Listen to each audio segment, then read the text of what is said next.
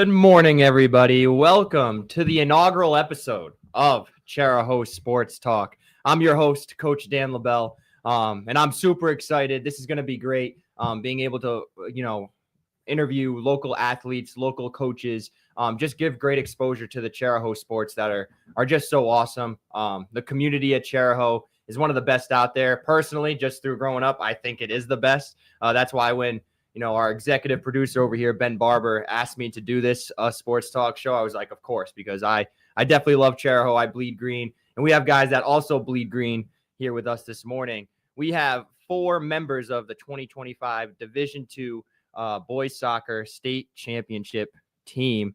To my left, we have Ethan McCann, senior defender and captain for the Chargers. He did an excellent job all season on the back line for the Chargers, heading every ball out of the way, it seemed like, kicking the ball out of bounds. But just most importantly, you could see his leadership out there on full display. And he was definitely the most emotional Charger out there all season.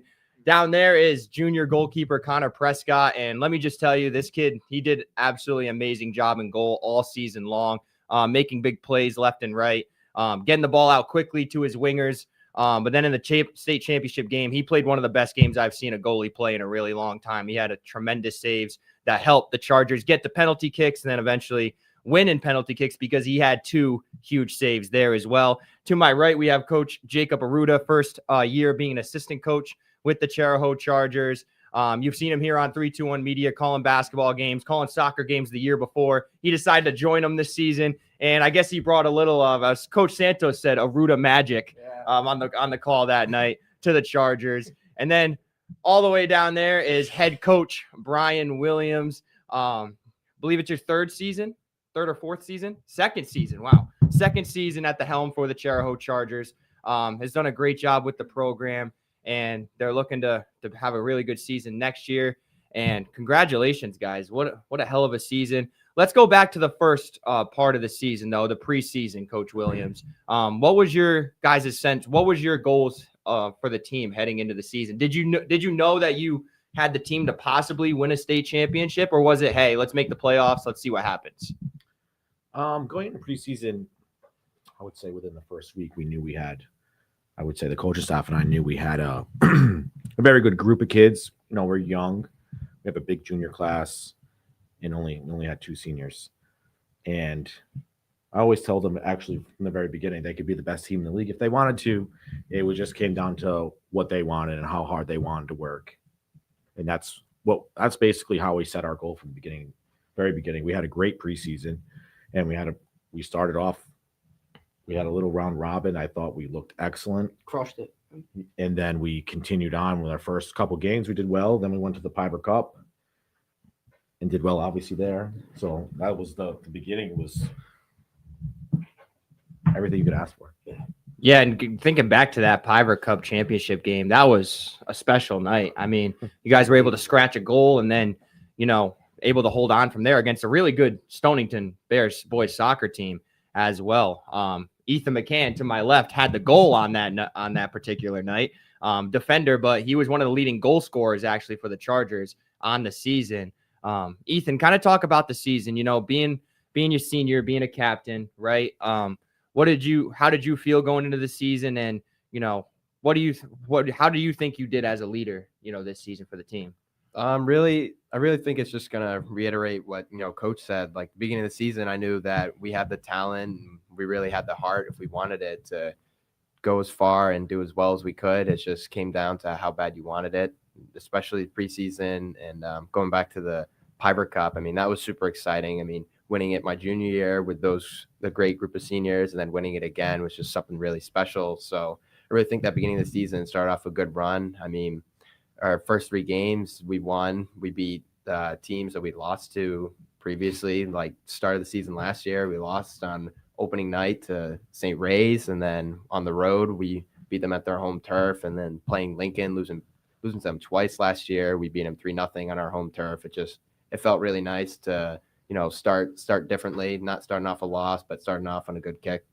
Yeah, absolutely. And I think the combination of, the really good wins, but then some of the losses in there, I think at some points help reset you guys as a team.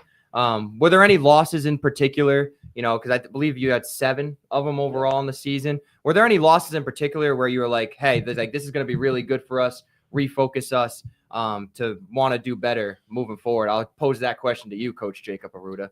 I would say the second loss to Westerly was probably had the most impact on us all season. I think, a lot of us were emotional at the end of that game, and they have every right so to be. And after that, I think we really took things. We took the whole season serious, but I think every practice was very hard. Everything was just on point. And I think since then, we went 6-0 and we ended up winning the whole thing. So I thought that loss really was a big, not only reality check, but just motivation for here on out. And I think that was the way we handled that loss was perfect. Honestly.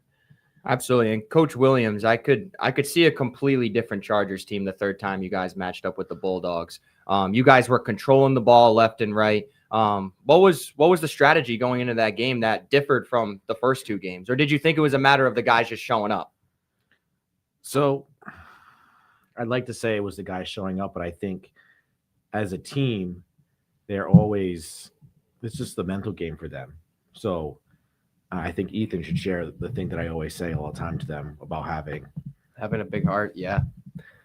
That's basically what I tell the kids. The Chariho team, I should say, has a big heart. When they really play with that intensity and the grit and determination to be the best that they can be, you can see that it comes out when you really get to see the team or the best team that Chariho has right now.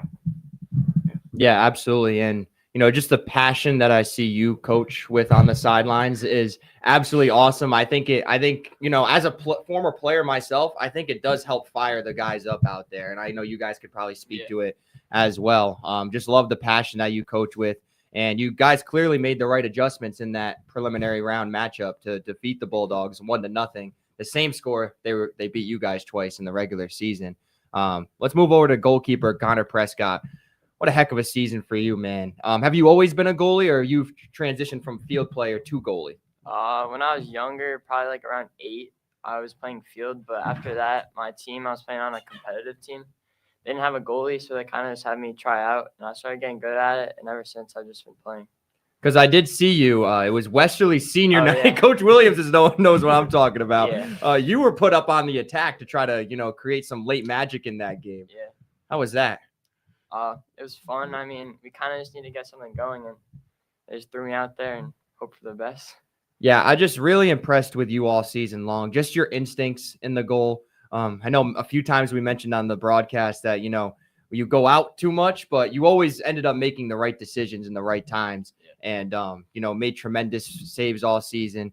And, really that semifinal matchup with Tiverton, like you guys completely controlled that game. I know the score was 2-1. They got a late goal. But that was a really, really impressive game. Because I know Santos and Oliveira for the Tigers were prominent offensive players. And you saw that at the end of that game with Oliveira scoring a late goal.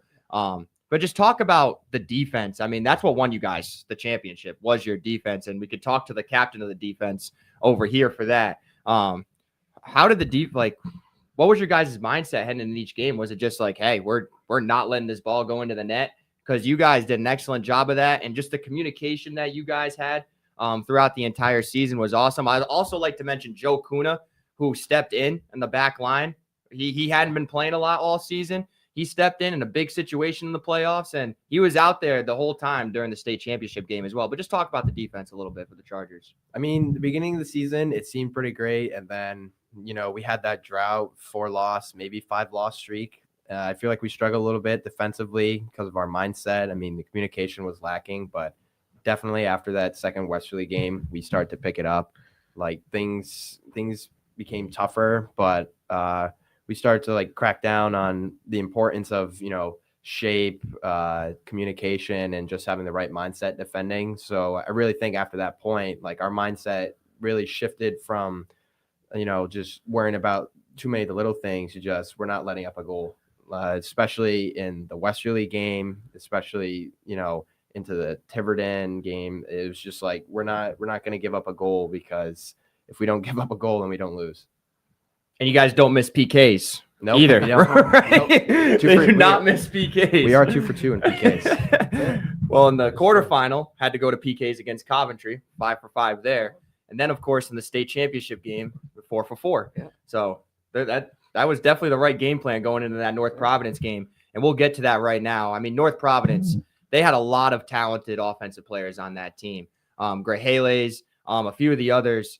They're really fast and good offensive team. And, I was just impressed with, your guys' defense on the back line, but then you just made some awesome saves throughout that game. And that was the best bet for you guys, was getting into overtime. I know you guys had a few opportunities at the net yourselves too, but the defense did an exceptional job on that night. And why don't you guys talk about playing a little bit of that monsoon that was there in the second half that night? How was that? Did it add to the game? Like, was it fun playing in the rain, or would you have rather had it, a little bit, not rainy? I feel like in the moment, I just really didn't feel affected by it. Now, that might seem like a overconfident thing to say, but I feel like the majority of us, our mindset was either scoring or not letting up a goal. Like the finals, that was just in our head, and I really feel like the rain was just kind of there.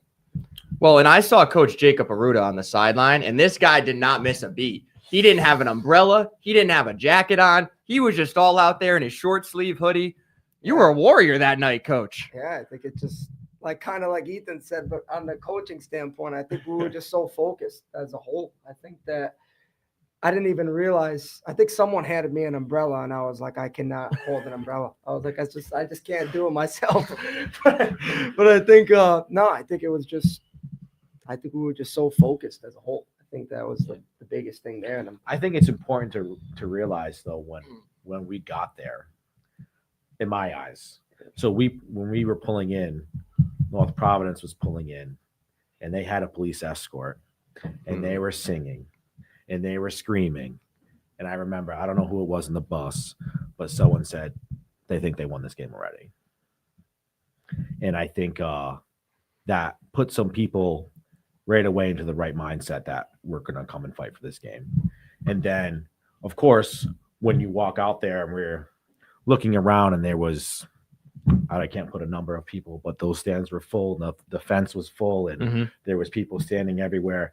I think some of the guys, or I would say almost everybody, we started seeing the bright lights a little bit, and we had to calm everybody down. And I tried to talk to everyone and really say, hey, we got to focus on our game. We have a plan. We know what we're going to be dealing with, but we have to ride it out. Once you get on the field and you start playing, the fan noise is going to go away, and you're going to be able to hopefully listen to each other. And then I said as loud as I could, you got to make sure you listen to me. And if someone hears me, they need to relay the message. And that was like the big thing that I felt, in my eyes, really set the tone for our game. We knew that we were going to be battling and we were going to be fighting, because I knew also when we played North Providence at home the first time, it was one of our worst games of the season. Yes, I remember that game. Yep. And I think I should use Reed, Ethan's brother, as he wanted the revenge, because I know that there were some things that went on. We talked about it, but we wanted to be warriors that day, I feel like, and we were going to do anything we could to win. Well, on that particular night too, I remember the North Providence team kind of celebrating in that same exact way. And again, very talented team, but sometimes you can come to a game a little bit too confident, and you face a hot team like the Chargers, who are not going to back down from anybody, and you realize that you're into a dogfight, and that's exactly what they got on that particular Sunday. And just talk about the community support. I was there on that Sunday. I definitely think there were more Chariho than North Providence fans there, even though North Providence is a lot shorter drive. 2 miles A away. couple miles. 2 miles away. Yeah, 2 miles away, right? The Chariho fans always show up, and they showed up on that particular day again. Just talk about the student support and just the community that we do have at Chariho. Anyone could take that one. I can talk about it. I think it's amazing. So I'm always asking, I don't know if the kids know this or not, but I'm always kind of reaching out to the parents, asking them to support us, because to me, it means so much. But the kids, I know they love having the support when people are screaming their name and they're being pushed. And that just is like it's almost like an extra player when you're being really pushed forward. If it's getting late and like say the game's tied, they're just gonna have a little bit extra energy to keep pushing. And I ask the parents, I tell the parents to invite their friends, their family, the kids. I'm always asking. And the day of the final, for example, like I was emotional because we had like a parade kind of leaving, and all the people that were on the field, not the field, on the side of the road supporting us, we stopped just to say thank you. But you know, it was a couple hundred people. It was awesome. And then obviously almost all those people that were there went to our game, plus everybody else from the school. That's something that you can't beat. It's awesome. It's a great feeling. To sit there and the guys can share how they feel about it, but that's how I feel. I mean, yeah, just to add to that, I mean, I saw some people standing in the fans. So after we raised the trophy or the plaque as a team, like, there were people in the fans I haven't seen in a long time. There were seniors from my freshman year in the stands, players who'd already graduated in the stands. Like it was amazing. I haven't seen these people in a long time. I mean, I've seen how they're doing at college, but it meant something special to see these people come, because it really shows like how connected they are to the sport and to the school and to the community, and just, you know, how much we want to support each other and see each other strive and to, you know, be great. The big thing that I always said, sorry, Connor, is that we were there to make memories. And that was something that when we were getting closer to the end of our year, I said, it's whatever memories we want to have. If we want to make it to the final, it's a memory that you're never going to forget. I talked about the kids, how I see people that are much older than me that still remember one of their last days playing in high school, and they can tell you everything, whatever sport they were playing, they still remember. And I said that's something that, well, what we did, everyone's going to remember for the rest of their life, probably.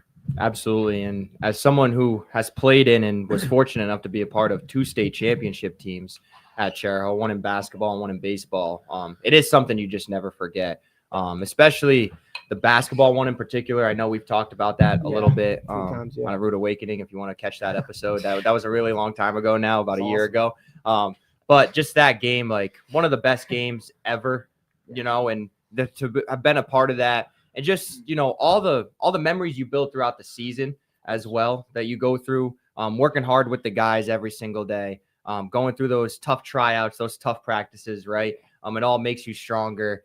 And again, there's the community support in Chariho is second to none. It really is. And we have a Westerly guy over here, Even him, and of course Westerly coach before Coach Brian Williams. And Coach Arruda, I know you've been doing the basketball games for us. You did them last year. You're going to do them again this year, which we appreciate you. Again, you could speak to it too. Just athletic director Justin Cahoon and assistant athletic director Christian Calise. Talk about them a little bit, because they are at everything. Yeah, they're very supportive.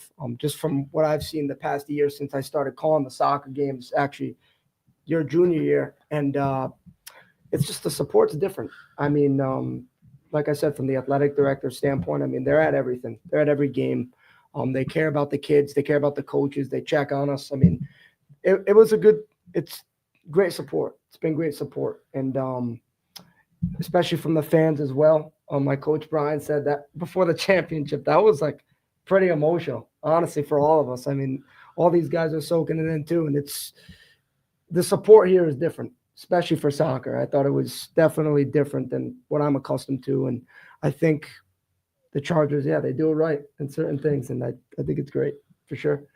Absolutely. Well, we're going to take a quick break, and we'll be right back with more Chariho Sports Talk right after this. Ben, you want to go to a break, or do you want to stay here? All right. Sounds good. We'll be right back. Hi, this is Dan from Lathrop Insurance. In this challenging insurance environment, Lathrop Insurance can be your beacon in the storm to help you find the coverage you need at the right price. Now, more than ever, you need a partner in the insurance industry that can work with multiple carriers to make sure you have the right coverage at the right price. Lathrop Insurance carries home, auto, and business insurance and can be reached at 401-596-2525. We've been supporting the local community since 1939, and we look forward to working with you. Experience local excellence with Roof-Rite Roofing in Charlestown, Rhode Island. With over 40 years of unmatched expertise, Roof-Rite specializes in architectural shingles and holds the prestigious title of GAF Master Elite Installers. Known for their commitment to the community and support for local initiatives, RoofRight is your trusted partner for all of your home's roofing needs. Call today for a free estimate at 401-212-4140. D&V Mechanical specializes in the installation, maintenance, and servicing of Mitsubishi ductless mini-split heat pump systems. We are certified by Mitsubishi as Diamond Elite Contractors and factory trained and up to date on the proper procedure of the installation and service of Mitsubishi ductless heating and air conditioning ductless heat pumps. We assist with the paperwork to reduce much of the stress-related documentation required to get the state rebates and federal tax incentives. We are not a jack-of-all-trades, master-of-nothing company. We are masters of ductless heat pumps. It's what we do, and it's what we know.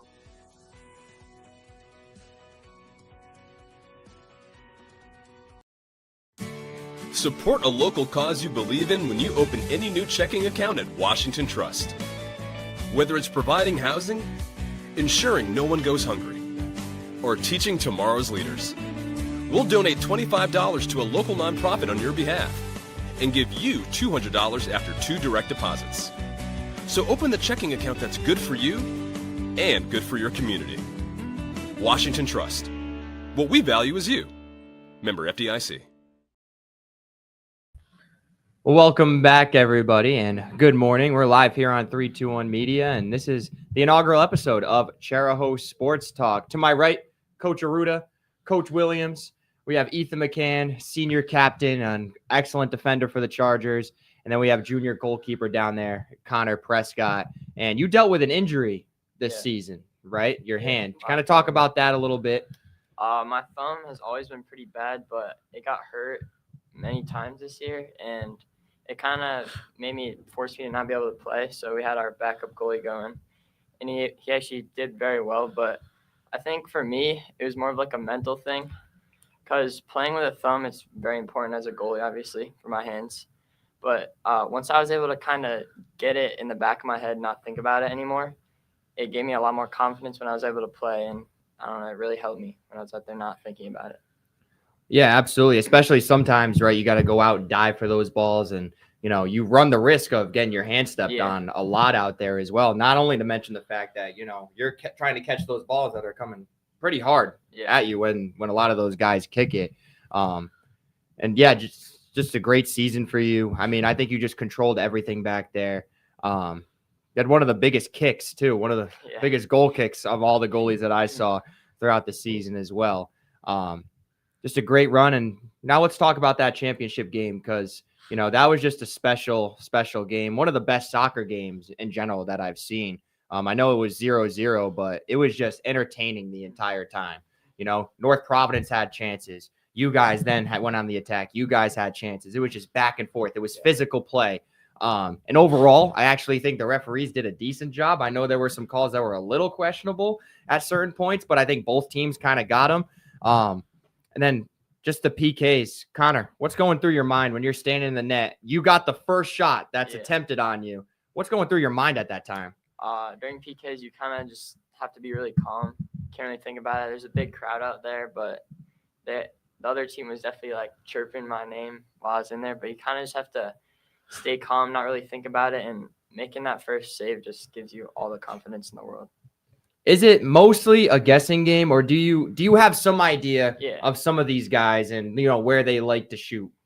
It kind of depends. If you know where they're going to shoot, it definitely helps. But I kind of just do it based off like how they play as a player and also what foot they are. But it's more really just a guessing game. And you definitely guessed right on that first one, because that first one was a huge save. I just think it set the tone for the rest of PKs. You know, you save it, and then Luka comes in. He's able to knock the first one in. It just kind of took the wind out of the North Providence sails on that particular night. And then you're able to, I believe it was the fourth shot, you were able to save that one from North Providence as well. So just big plays by you. Another guy I'd like to mention is Mitchell Kramer. And they all laugh. What a dog he is, huh? I mean, he just leaves it all out there every single game. He was the hero against Westerly in the preliminary round. He scored the first goal against the Tiverton Tigers that night. I didn't get to see the Coventry game, but I'm sure he played great in that game as well. And anyone can kind of take this one. Just talk about him and just the leadership and the, the great play that he provided out there this season. He went, ooh. Go ahead. Leadership's a bold word for. Okay, for all right. Mitchell. Well, maybe not the leadership part. I will say though, Mitchell is a completely different person on the field opposed to like off the field. I mean, off the field, you interact with Mitchell, you just think he's the goofiest kid on the field. Believe me, it's hysterical. But like in practice and on the game field, Mitchell is a completely different person. Like the drive, the focus, and the ability to just want to do more is incredible, especially during our after that Westerly game that Arruda already mentioned, or Coach Arruda. He just brought it every single game. Like Mitchell put it in his mind that he just wanted to get it done.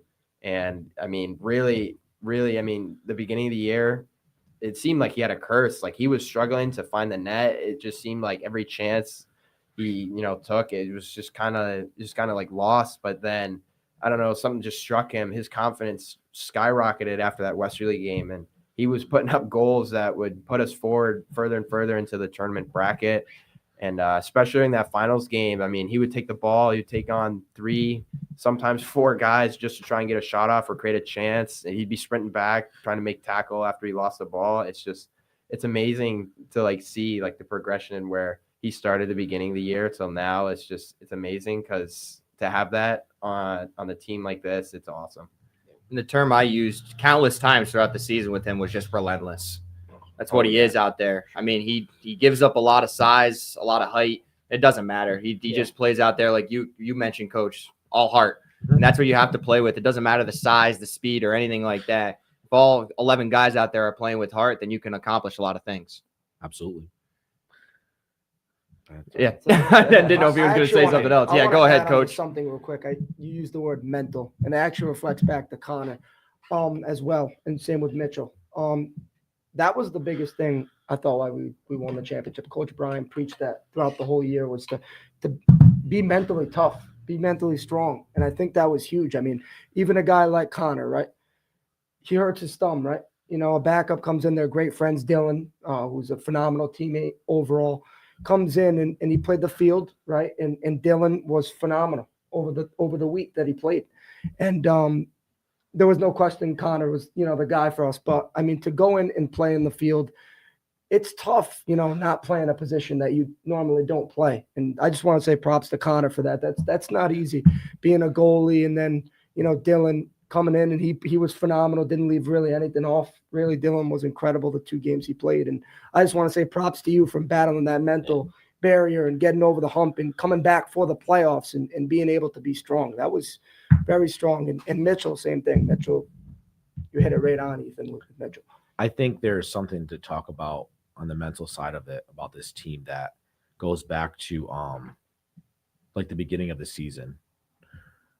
And if you look at our record, you can see us.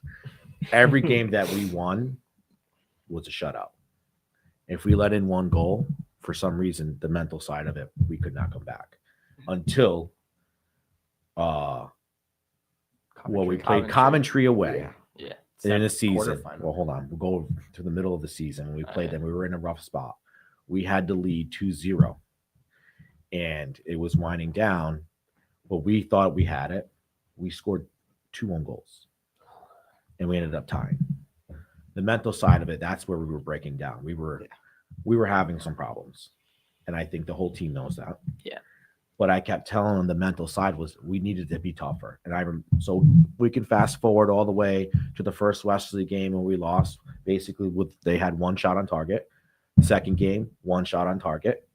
And we probably had Countless. Over 100 minutes of possession. Yeah. So then fast forward to playing, we won the Westerly game, the playoff game. Then we went to Coventry. We were playing. It was a very windy day. And this is the mental side where at halftime, I think there was a big change in the team. Once again, at Coventry, we let in an own goal, and we were down. And heads dropped. And at halftime, I'm not going to repeat what I said, but I really gave them some words. And I said that we need to fight for this. because there's absolutely no reason why we can't come back and get something here. And the mental side of that game needed to take over. There was kids that had their head downs with tears in their eyes. And the person that scored that own goal, it was Reed, his brother. Yep. I remember giving him a hard time and saying, Reed, pick your head up. Now is your time to get it back. And I used his brother as an example. You can do it for him.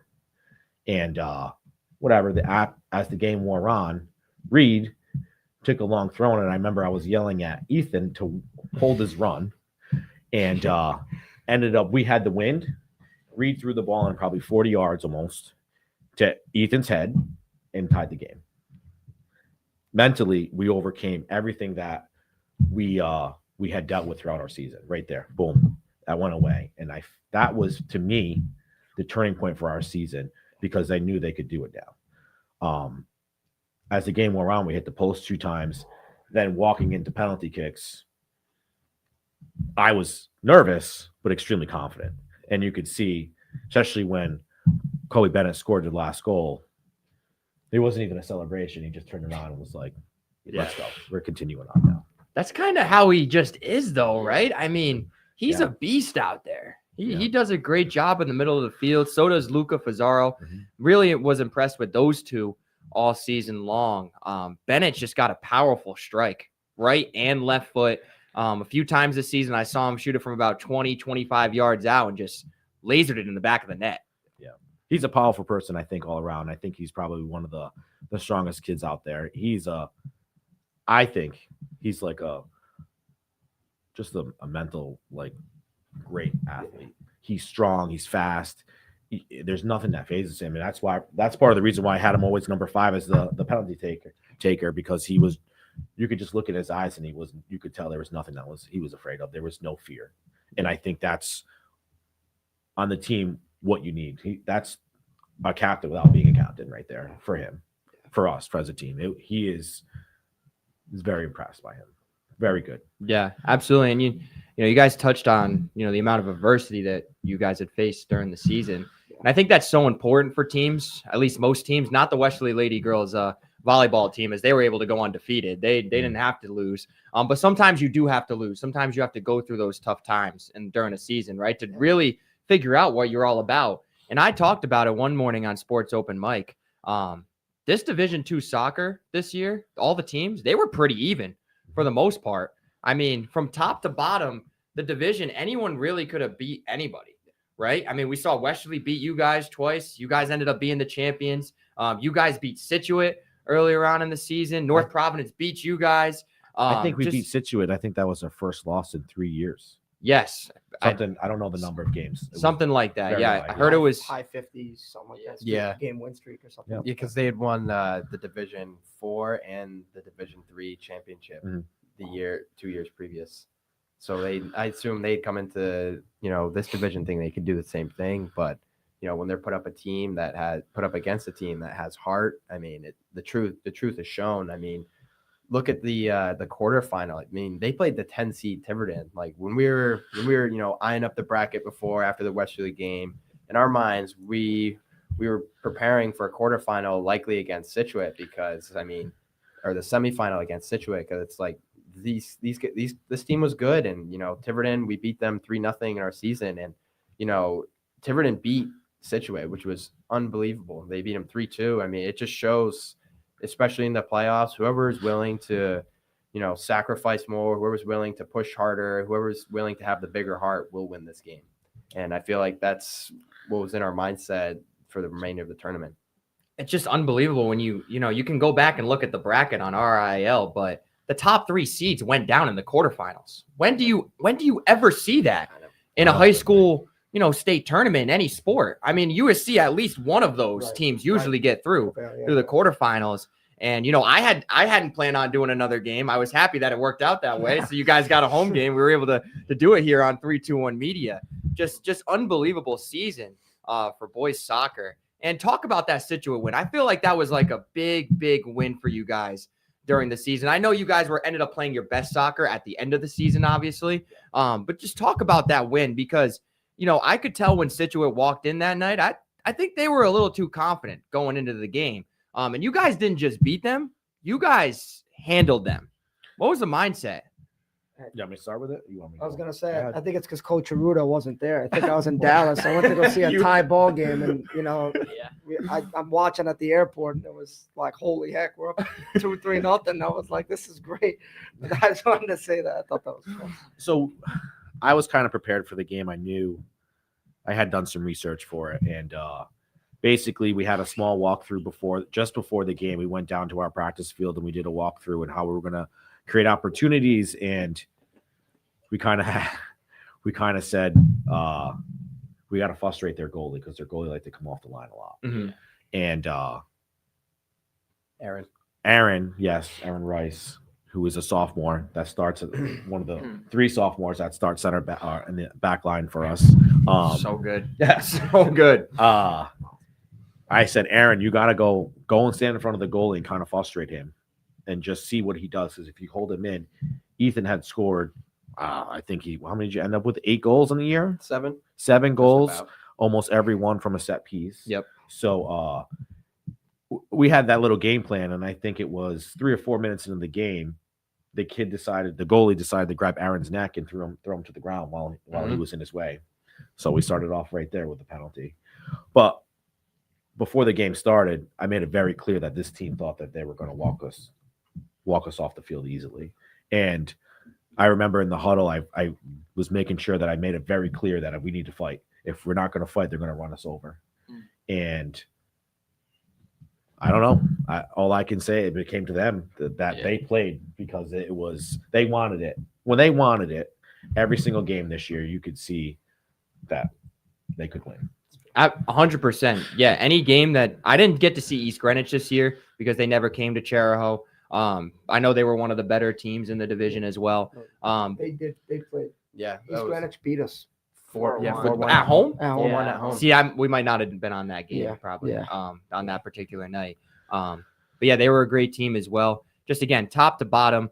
And I'll pose this question to Connor, I guess, or both players can attest to it.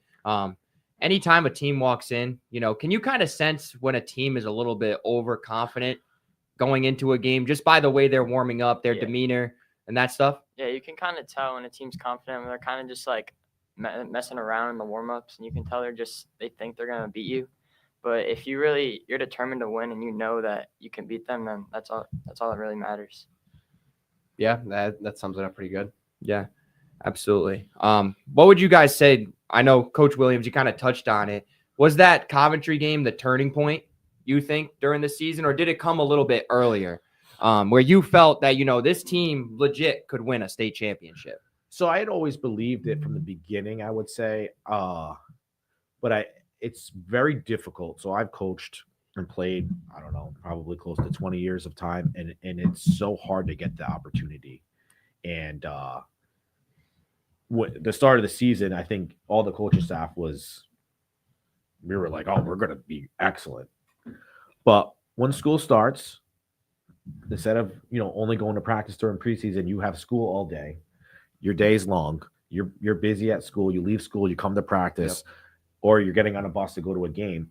The kids become exhausted. So it's about figuring out how you need to manage that. And then that's just my whole thing is it becomes a mental game. You need to get the kids to believe that they can do something. They have to continue to work hard and just be fundamentally sound. But the truth was the beginning, we had it. We had the up and downs. But when I truly believed we could do it, because I knew we had the right road, was when we got Coventry. Because Coventry, walking into it, I was confident.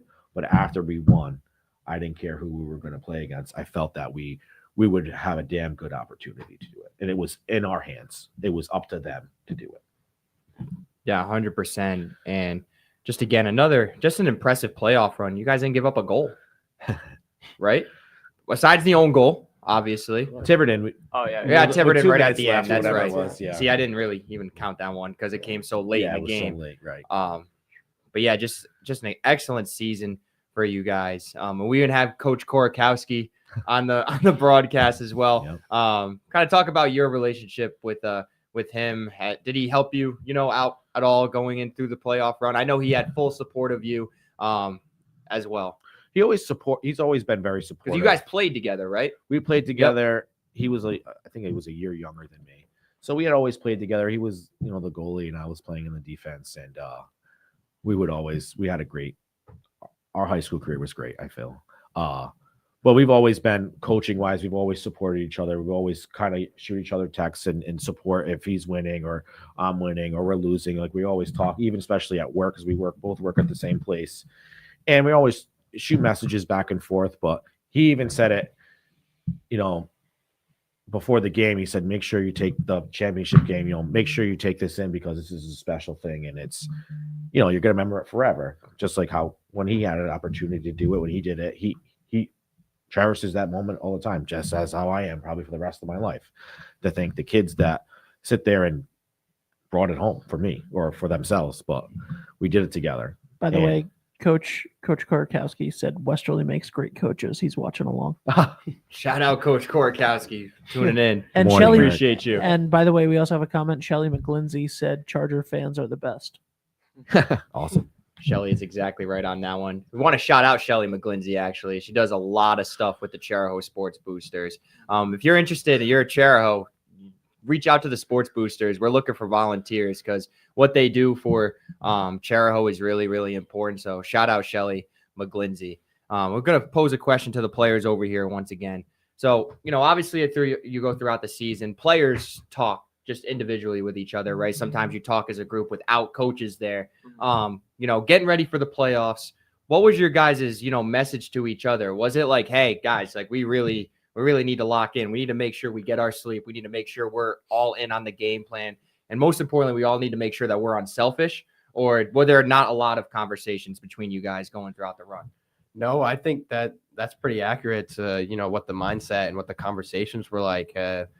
We had come to a point where we realized that like we had a chance. I mean, I know previous season or in the previous games, there were times where, we went on that 5-loss streak where even myself, I wasn't sure if we were going to make playoffs because I knew we had a great team to do it, but I don't know if the mindset was there. But as soon as we entered into playoffs, I mean, we gained this, piece of focus that, really pushed us forward. And I mean, even in the group chat, we were texting each other, hey guys, make sure you're in bed by this time, eat, hydrate during the day. I mean, just be focused, at all times. Wow. Yeah. You're happy I asked that question, right? Because you never know. Yeah. I feel like I preach every single day about taking care of yourself and making sure you get the rest, you get the sleep. I know the kids like to stay on their phone all night and whatever. Play Fortnite. Play whatever they're doing. Clash of Clans. Yeah. Mitchell, right, exactly. But knowing that they need to get the right rest and they need to stretch. There was just so many good things that happened. There was so many motivational things. Coach Arruda and I loved one part when the team used to sing a song. We're not going to go into what song it is, but it gives me the chills. It was incredible to see it. They would be warming up and they would have I'll just say we'd have a chant. Yeah, it's like a chant. And if you ever heard it, you'd be like, wow, because it was one person basically leading it. And then the rest of the team was following along with it was awesome, and it would echo the whole complex. Like in the moment, like it feels like awesome, like listening to it as like on the field, but watching back the videos that Coach Arruda and Coach Brian had shared with us, it's something like even different. Like I thought on the field we were loud, but listening to that video, it's really crazy when you have to listen to it. It was honestly coming from someone from a player, it was like extremely motivational. Yes, absolutely. And you guys, I know some of you used to joke about it, but when you actually heard it, if you actually were there, if you stepped away and you heard it, it was awesome. Yeah. It was something that right then and there when we did it had a night practice at Chariho and we did it really loud. It was incredible. I knew that there was something there that was going to possibly bring us through. Hopefully that stays for next year, by the way. Tradition forever. It'll be a tradition forever. Connor's going to make sure of it. Yeah. That's right, he will. We're going to hold him accountable. Yeah. No, and that's what some people, don't understand either. You can look at a team and, you can say, hey, this team's really talented, right? But if they're not all bought in, if they're not all doing the right things off the field, if they don't get along too, I mean, it goes nowhere if you don't have all that talent. You can't get along as a team.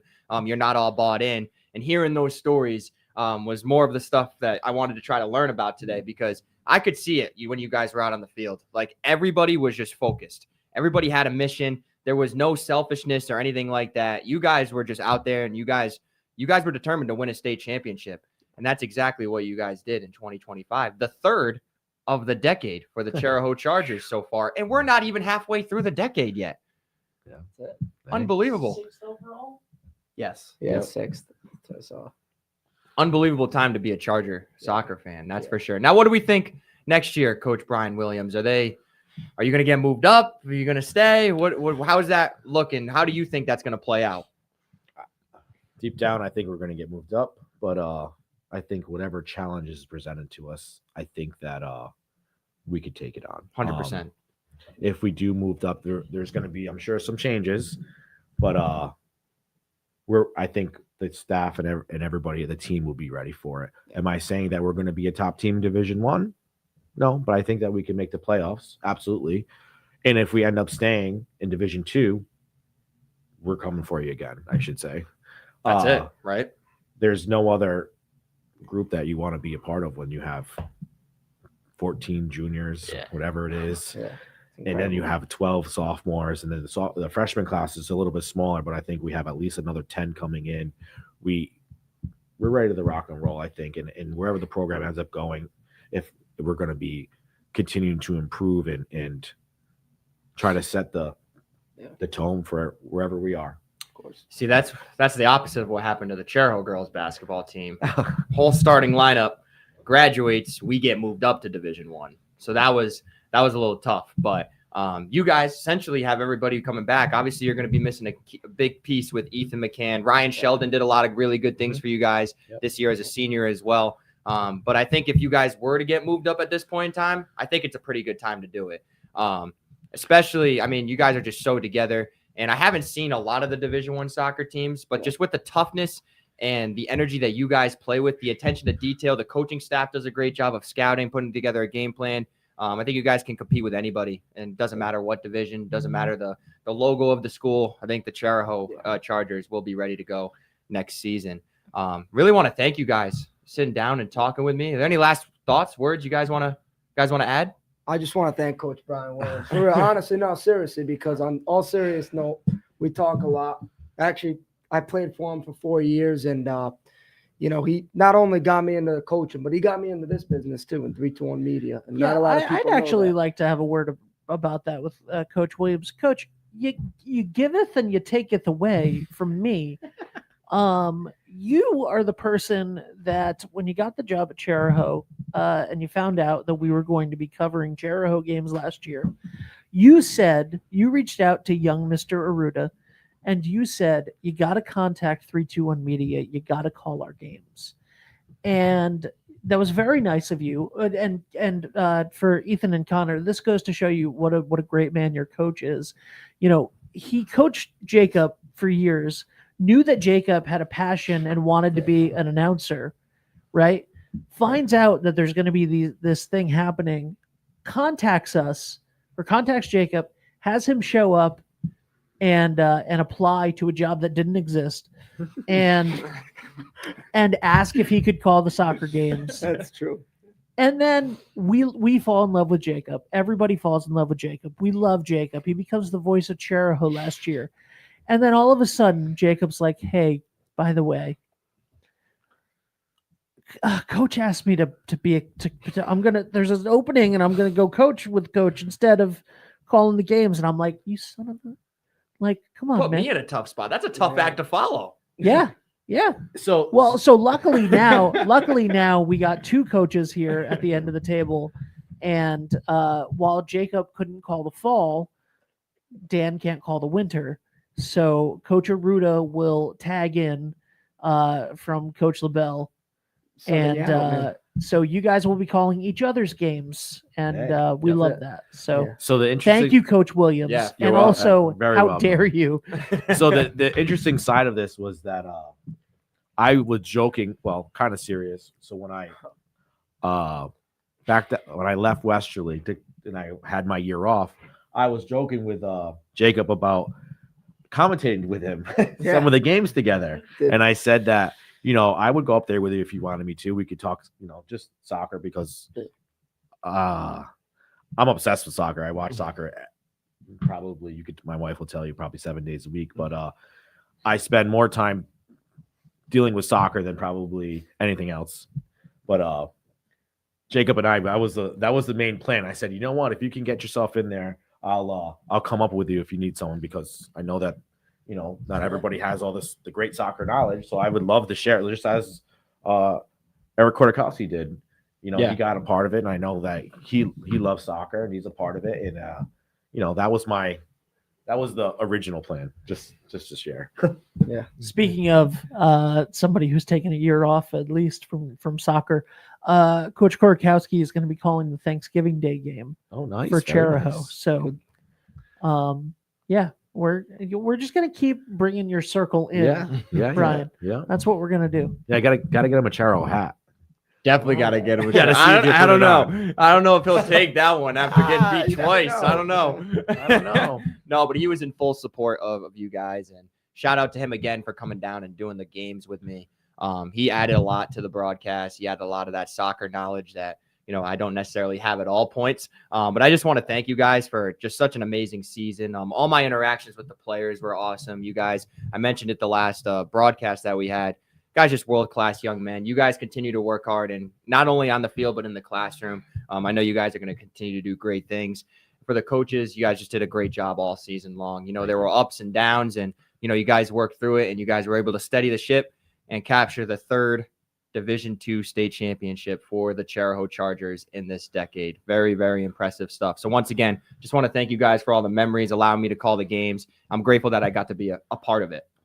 Thank you for being Thank part you. of it. Thank It you. means a lot to us Thank and you the very kids. much. It's awesome. Can I say there's definitely something good going on in this area, though. We have, we'll say, the boys soccer team done it, state championship, girls volleyball, the boys football, Wesley football is going to the Super Bowl, right? Yep. Stonington soccer, boys soccer team, state final today for them, 3:30. 3:30. So good luck. So there's definitely something good going on in this area of the state, which is awesome to hear.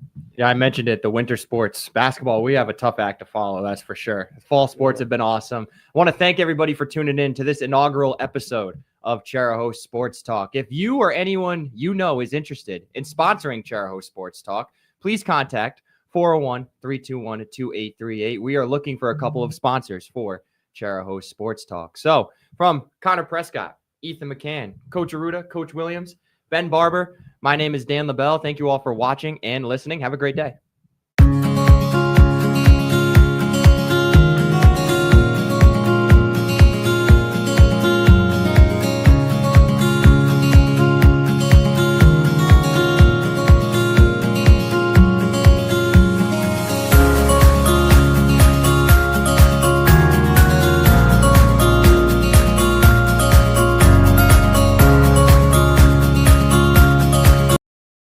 Wood River Health is my home for health. Wood River Health is a one-stop shop for primary medical care, dental care, behavioral health, and social services. We care for the members of our community because they are our community. I'm Allison Croak, President and CEO of Wood River Health. Since 1976, our health center has provided high-quality, affordable health care to residents of Rhode Island and southeastern Connecticut. We are your neighborhood health center. Let us be your home for health.